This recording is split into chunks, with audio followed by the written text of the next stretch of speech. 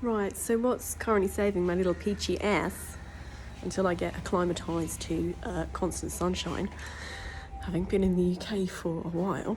As you can see, it's pink, rosa at the minute. I'm not really, I'm not going to be shouting out products and stuff, but there are a few things that are helping me at the minute, so they might be able to help the people. This, people might know, is a backup in my first aid kit called Sudocrem. And I was in a random position today, I don't sunbathe, and it got me, so I use Sudocrem because it has a little bit of zinc and it helps. I don't do sun cream, I'm on astaxanthin at the minute, which generally is quite fantastic, to be honest, but we are talking proper hot heat from the rise into the evening, and although I'm not going really out in the heat of it, you still might need to jump on a bike or a bodyboard at midday, so I kind of, cover up. And then La Vera have this tin cream, which there's a bit of nostalgia to it, because when my mum and her mum were kids and the brands were out, Nivea, they used to have the tin. My mum was saying that her mum always used Nivea tin, which I guess the ingredients of brands have potentially changed over the years, so I'm not shouting out that brand, I'm just saying the format of how this, I think it's called I can't remember what these tins are, like a cold cream. Anyway, this is the all-round cream, La Vera organic aloe and almond oil, and it's proper banging because it's just thick and soothing and needed.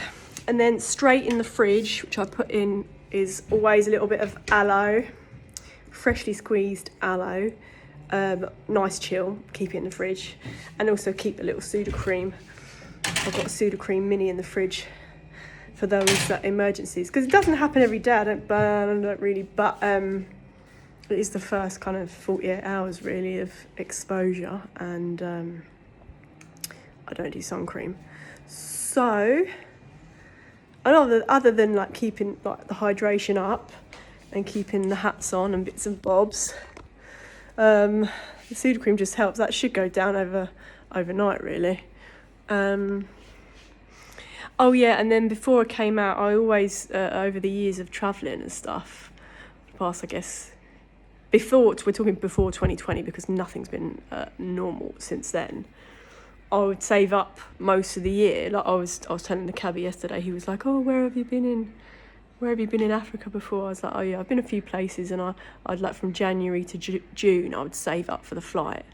And we're talking back in the day when like flights were like 300, 400 quid to Senegal, like return Senegal, Ghana, 500 to 600 returns like to SA, to Joburg or Cape Town, and I'd save up till June, and then once I booked the flight from June till December, I would like save up for the rest of the trip, which people might, don't want to get organised like that. That's cool, but I knew that can't spend £4,000 or £5,000 on a trip or safari. It's not kind of how I'm able to do things or desire to do things.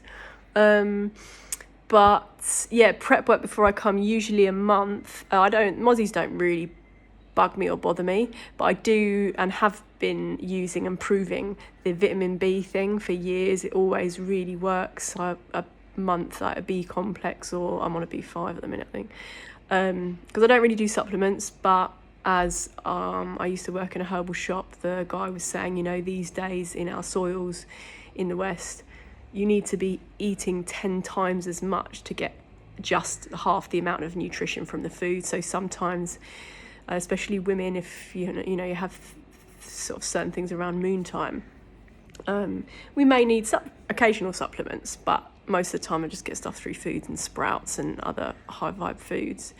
But anyway, this is super tangenty, but take a B5 for like 4 weeks before I travel, and not really bothered by the mozzies. And then various things like grapefruit seed extract to wash my fruits and veggies, or toothbrush if I'm out camping or whatever. But at the minute I'm in a little studio, and I think that's it. Yeah, just happy found local fruit, found limes in season here, which is amazing. Pawpaw,